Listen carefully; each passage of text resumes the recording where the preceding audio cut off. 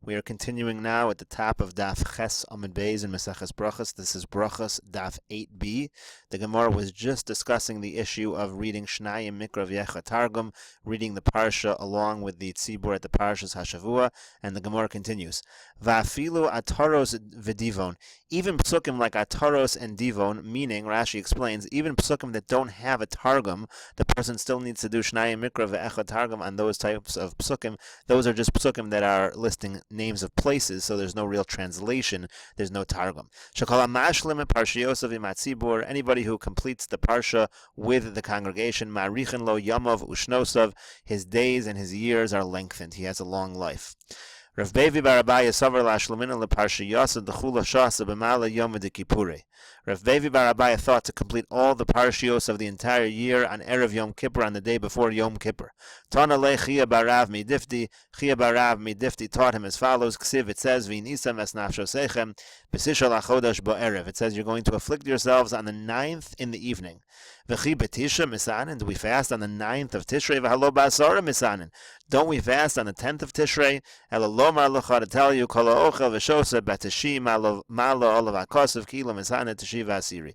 Rather, it teaches us that anybody who eats and drinks on the 9th of Tishrei, it is as though he fasted on the 9th and the 10th. This is the mitzvah to eat on Erev Yom Kippur. Therefore, he said, you will not be able to do Shnayim Mikra of the whole year if you have an obligation to eat that day as well.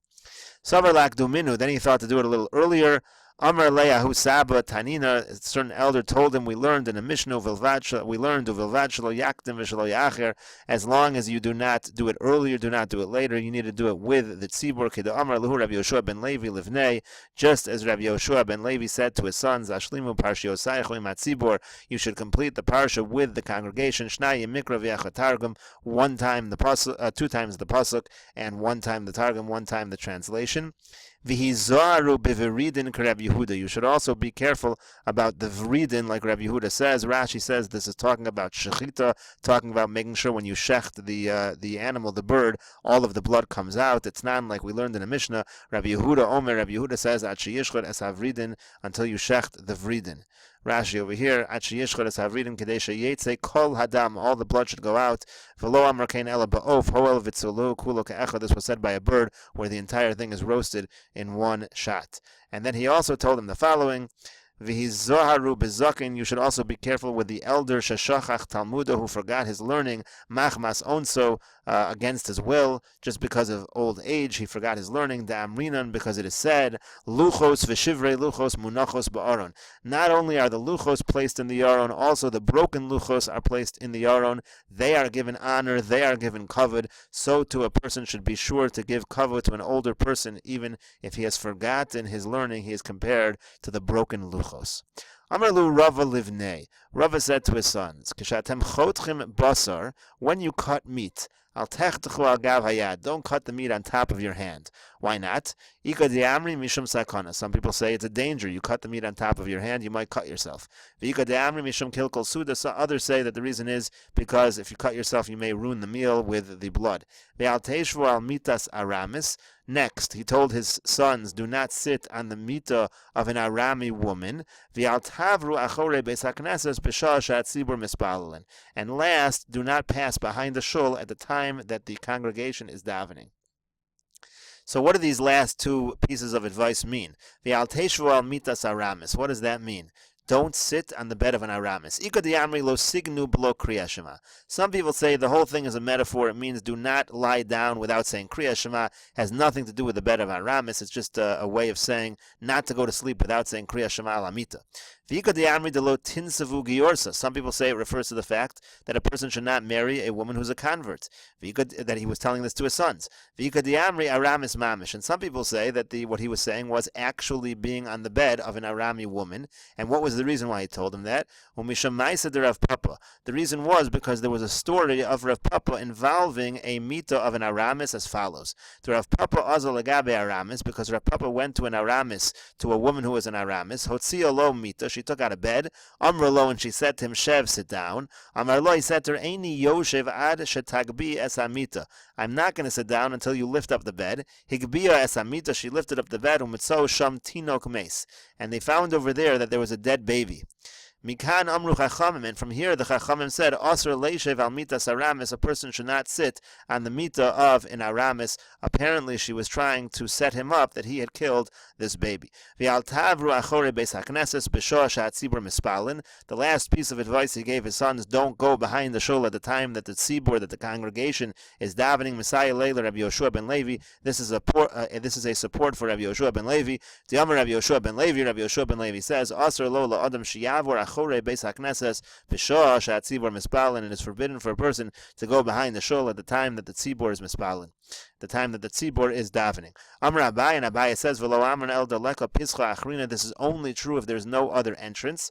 Avalika pischa achrina leslan, but if there's some other entrance to the shul, so it doesn't look so bad that you're passing by, there's another entrance that you could come in, there's no problem. V'lo amar el daleka beiknishta achrina. Not only that, it's only a problem if there's no other shul in the area.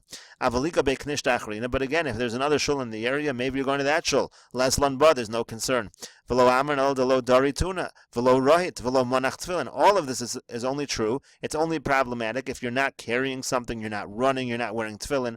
But if any of those things are happening, then there's no problem, because again, the entire issue is it looks bad that you're passing up the shul and you're not going in there. But if there's a legitimate reason why you may not be going into the shul, there is no problem. 2 dots now. Daf Ches Amud Beis. Tanya, we learned in a brayso. Amar Rabbi Akiva. Rabbi Akiva says, "B'shlosha dvarim oev ani es hamediyim." I love the people from Madai for 3 reasons. The following things that the people from Madai do. Number 1, when they cut meat, they always cut it on top of a table, like we said before. They don't cut on top of their hands. When they kiss, they always kiss on the back of the hand. And when they take advice, they only take advice in the field. So the Rashi says over here, what is the idea here? Al gav hayad, kissing on the back of the hand. As yan chaveru noshek, when a person kisses the hand of his friend, v'derech chashivos hu zeh mipnei harok. This is a more chashiv, a nicer, a more fitting way to kiss somebody because of the spit that the person has. So this is the saliva that a person has. This is going to be a cleaner, more respectful way to do it. And then the last thing it said was they only take advice in the field. Rashi says here, da amri inish aznayim lakosel. As people say, the walls have ears. Whenever they have to take private advice, they always go out to the field where there's not going to be anyone who's going to overhear.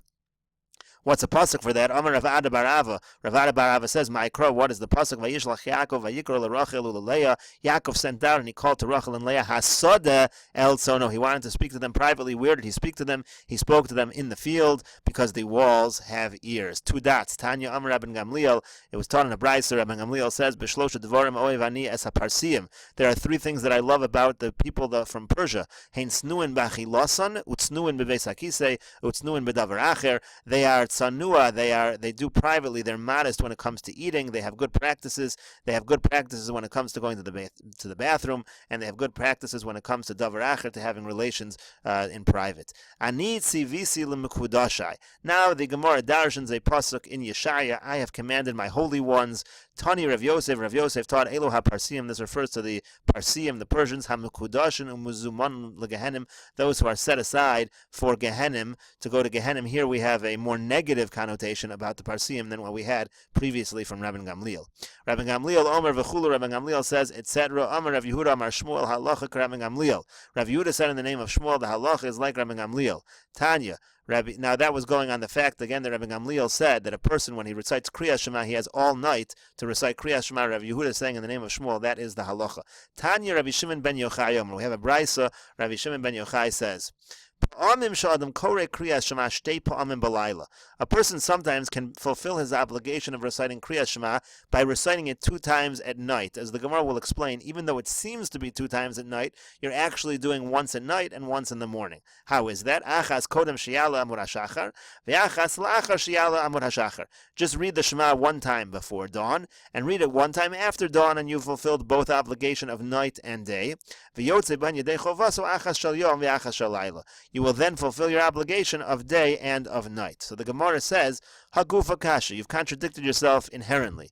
Amrit pamim shadam kore kriyas shema shtei pamim b'layla. On the one hand, you said you're reading 2 times and you called it night. Alma la'achar sheyala amud hashachar le'elyahu. Clearly, you're considering in that statement that after dawn is still the night. V'hadar tani, but then you write yotze b'hen yedei chovaso achas shel yom v'achas shel layla, that you fulfill your obligation once during the day and once during the night. Alma yemamu. Now suddenly you're referring to after dawn as daytime. So the Gemara says, lo, no. Leolam leil yahu. Really, it is in fact night. V'ha dekari leyom. The reason why we're calling it day, di'iko inshi dekaimi bahishaita. There are people that wake up at that time, but really legitimately it can be referred to as the night, and that's why you're reading it 2 times at night, but still fulfilling your obligation during the day. Amar Rav Acha bar Chanina, Amar Rav Yoshua ben Levi. Rav Acha bar Chanina says in the name of Rav Yoshua ben Levi, halacha Rabbi Shimon ben Yochai. The halacha is in fact like this statement of Rabbi Shimon ben Yochai, that you can do this and be yotzei kriyas shema at night and during the day in this fashion. Some people